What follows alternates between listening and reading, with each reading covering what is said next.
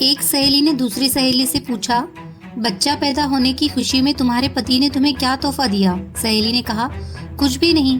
उसने सवाल करते हुए पूछा कि ये क्या अच्छी बात है? क्या उसकी नज़र में तुम्हारी कोई कीमत नहीं? लफ्ज़ों का जहरीला बम गिराकर वह सहेली दूसरी सहेली को अपनी फिक्र में छोड़कर चलती बनी। थोड़ी देर बाद शाम के वक्त उसका पति घर आया और पत्नी का मुंह लटका हुआ पाया। फिर दोनों में झगड़ा हुआ, एक दूसरे को लानतें भेजी, मारपीट हुई और आखिर पति पत्नी में तलाक हो गया। जानते हैं प्रॉब्लम की शुरुआत कहाँ से हुई? उस फिजूल जुमले से जो उसका हालचाल जानने आई सहेली ने कहा था। रवि ने अपने जिगरी दोस्त पवन से पूछा, तुम कहाँ काम करते हो? पवन ने कहा, फला दुकान में। तो रवि ने कहा, कितनी तनख्वाह देता है मालिक? पवन ने कहा, 18,000। रवि, 18,000 रुपये बस? तुम्हारी जिंदगी कैसे कटती है इतने पैसों में? पवन गहरी सांस खींचते हुए बोला, बस यार क्या बताऊँ।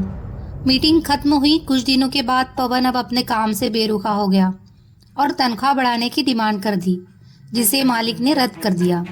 पवन ने जॉब छोड़ दी और बेरोजगार हो गया। पहले उसके पास काम था, अब काम नहीं रहा। एक साहब ने एक शख्स से कहा जो अपने बेटे से अलग रहता था, तुम्हारा बेटा तुमसे बहुत कम मिलने आता है, क्या उससे तुमसे मोहब्बत नहीं रही? बाप ने कहा, बेटा ज़्यादा व्यस्त रहता है, उसका काम का शेड्यूल बहुत सख्त है, उसकी बीवी बच्चे हैं, उसे बहुत कम वक्त मिलता है। पहला आदमी बोला, वाह ये क्या बात हुई? तुमने उसे पाला पोसा, उसकी हर ख्वाहिश पूरी की, अब उसको बुढ़ापे में व्यस्तता की वजह से मिलने का वक्त नहीं मिलता है, तो यह ना मिलने का बहाना है। इस बातचीत के बाद बाप के दिल में बेटे के प्रति शंका पैदा हो गई। बेटा जब भी मिलने आता वो यही सोचता रहता कि उसके पास सबके लिए वक्त है सिवाय मेरे। याद रखिए, जुबान से निकले शब्द दूसरे पर बड़ा गहरा असर डाल देते हैं। बेशक कुछ लोगों की जुबानों से शैतानी निकालते हैं। बेशक कुछ लोगों की जुबानों से शैतानी बोल निकलते हैं।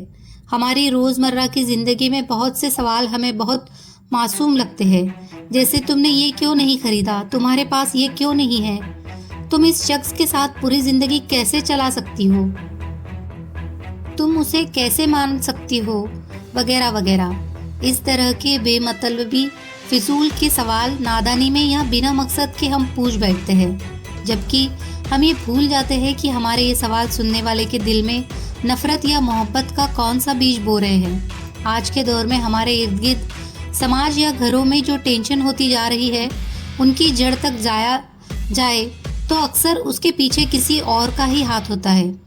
वह ये नहीं जानते कि नादानी में या जानबूझकर बोले जाने वाले जुमले किसी की ज़िंदगी को तबाह कर सकते हैं। ऐसी हवा फैलाने वाले हम ना बने तो अच्छा है। लोगों के घरों में अंधे बनकर जाओ और वहाँ से गूंगे बनकर निकलो।